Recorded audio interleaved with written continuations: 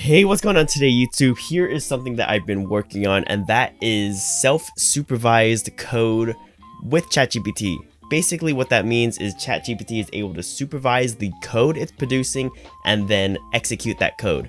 So I'm going to give an example of it, and then I'm going to give a high-level overview of it, and then I'm going to go over the code to show how it works.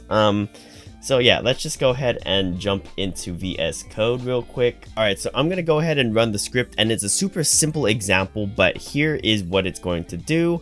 So I'm going to ask it, can you move a file inside of move to destination? Move and destination are in the same folder. I'm going to go ahead and send that, and then it's going to ask me some clarifying questions if it has some, and yes, it does have clarifying questions. So the first question, I'm going to say I am using Python. I am using Windows. The file is a text file, and then we're going to say disregard question 4. Send it, and then I'm going to open up these folders here. So here is my folder called move, and here's my folder called destination.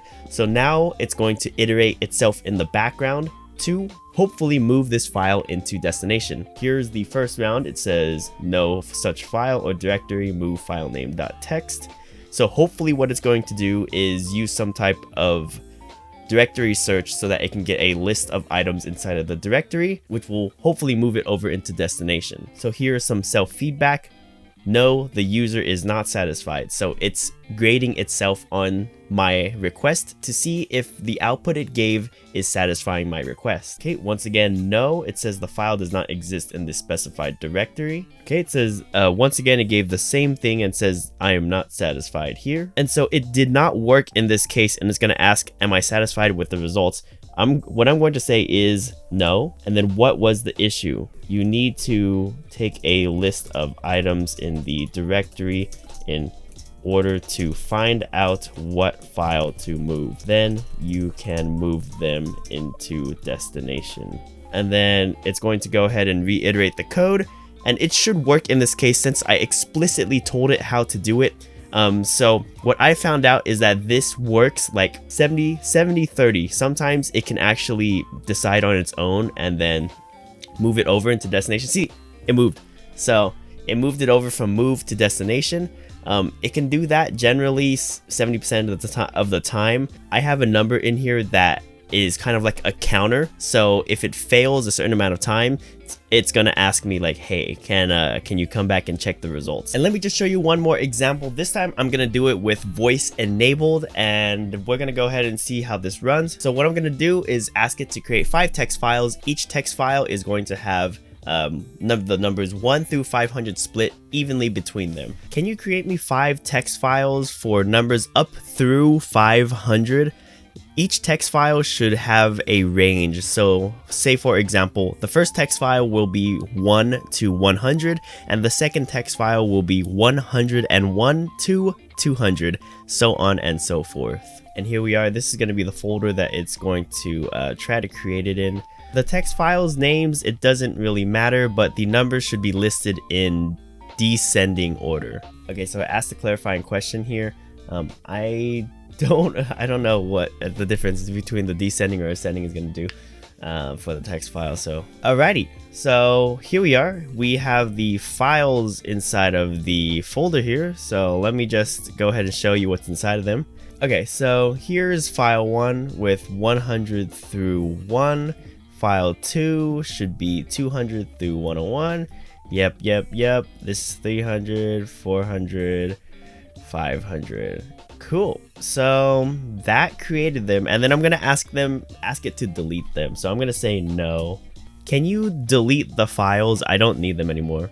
And so that command can be kind of spooky because you're letting it delete stuff for you. So let's just check it out.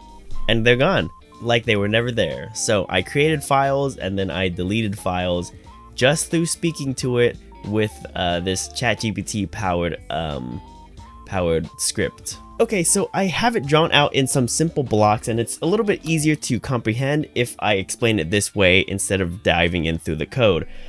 So let's just go ahead and start with what I have here. So if the first thing that happens is the user input. So whatever the user inputs, whatever request they want, it's going to go into the clarification box over here.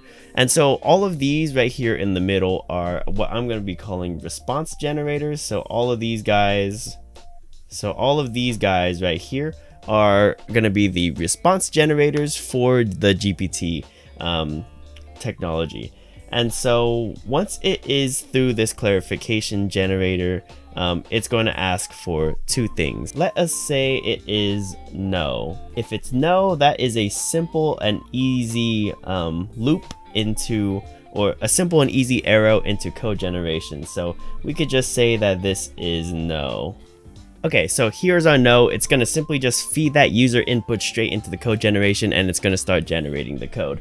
But let's just say that it is yes. What is going to happen here is a new little box is going to be created that is going to ask the user to clarify the response. So what it's going to do here is the clarification generator is going to pass in a clarifying question, and then the user is going to respond in this little box here.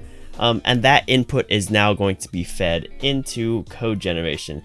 So this is what we're going to have here. So that's what's going to occur. So we have two routes towards the code generation, a direct no, or we have a ask user to clarify. And in case it's yes, the user is going to clarify, and then it's going to go into code generation.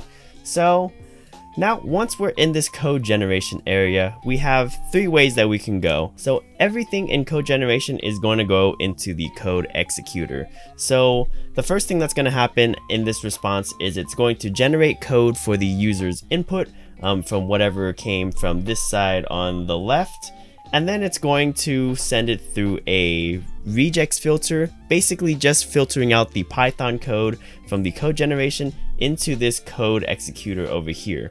So once it's in the code executor, there are two things that are going to happen. It's either going to errors out, we're going to end up here, and if it doesn't, we're going to end up over here in this satisfaction box. So let's say it has an error. What happens if you have an error? So it's going to take whatever that error message is, and it's going to feed it back into the code generation here to report error. So it's going to report the error, and it's going to fix it and then run it again through the regex filter and then go to code executor. It's going to do this for a maximum of 3 times before it rejects and tells the user, hey, we're going to need to do something else, so we need you to jump in. So that's going to do that a total of 3 times. However, if it doesn't error out, the next thing that ends up happening is it goes into this satisfaction loop here. So this satisfaction loop occurs 3 times, and it answers 2 things. Is the user's answer, or is the user's question satisfied, or is it not? So if the user is satisfied, it is a very simple branch over into this area over here. Now let me zoom out a little bit. User is happy. So if they're satisfied, yes, it's going to go into user is happy, and then you're done. So what's going to happen if satisfaction is no? Well, the way that we get the no response is the satisfaction generator takes in whatever happened inside of the code executor and kind of grades if that matches what the user wanted. So let's keep it super simple. If the user asks for the GPT generators to create a text file and it creates a text file, it's going to say yes. If it doesn't create a text file, it's going to grade the response of the executor and say, no, you did not create a text file, you did something else. And it's going to say no, and that's going to feed back into code generation. So this is going to now go all the way back into code generation, and it's going to regenerate the code, feeding in whatever happened from this code executor block directly back into code generation so that it can create a better response. And so I guess I should remove that 3 and put this 3 here. So this is going to happen a total of 3 times as well before it says, hey, we need to do something else. And so at the heart of all of this process is the code generation. So there are 2 things that it takes. If it's an error, it's going to try that a couple of times into the code generation and see if the GPT model can fix it. If it's a satisfactory error, it's going to check it against what the user's question was and judge whether or not its response was adequate for the what the user wanted. Generate 3 times for that. If it doesn't think that the user is satisfied, it's going to ask another question. It's going to move over into something else, and that is, we're going to call that user help. So it's going to ask the user for help, and it's going to ask it for feedback. And once the user's done clarifying, it's just going to go back into the code generation loop here and loop through everything again. So it's just going to keep looping through until the user is satisfied. And once the user is happy, everything is done. The code stops executing and we can quit out of it. So, all right, so how does the code work now? We're going to go into the code, and I'm going to go through the main loop of the code that does everything. So I have everything just set. I don't have any main loops, so what I have here is a while true loop. So we set up two things, a satisfaction and then exception counter. Those are to, like I said in the explanation, for repeating the loop. So this is the variable just to set that up, instantiating them. I put satisfaction to none. And then just a couple of things. So it sets up GPT, it loads the instructions, it gets the user's request, and it handles the request, handles the clarification, and then sets it up. And then basically it just combines all of those previous steps that we did to set up the user request. So this block of code right here, setting up the environment you need. So if we go back to this diagram here, this is what is inside of user input clarification. This is this area right here that I just highlighted. That is what this block does here. And so the next one we have is another while true loop, and this is the code generation. So this code right here is what is going to be located here. So it's this little block of code. So this code block refers to these three blocks: the code generation, regex filter, and code executor. It does that part where it just makes the code and then it executes it. This part of the code is the exception error. So if we go back here, that is this part right here. So the code executes, there's an error, it reports error, and it goes back in the code generation. So that's what is happening here. And then if we go down a little bit more, we have the satisfaction loop. So this is, this is out of the main try except block here. So this one just asks the user if they're satisfied. And so that's what you were seeing with the explanation a little bit earlier. So that goes over here, satisfaction. Like I said, if it's no, it goes back and into, let me pick a different color, goes back and into code generation here. So that's what the satisfaction one, the satisfaction block is doing. And then right here, this is gonna ask for user satisfaction. So this is that last little piece over here where it's labeled user help. I actually missed one. If it goes into user help, if it goes into this user help area, it can say, yes, let's go down here. Or it says, let's go down here because the user is happy. So we don't need anything else. So this would be yes over here. And so that's what this area right here is asking. It's asking the user if they're satisfied with the results and what corrections to make if possible. And that is it. So there are some of these save in progresses here. Those are just to save the progress of the messages.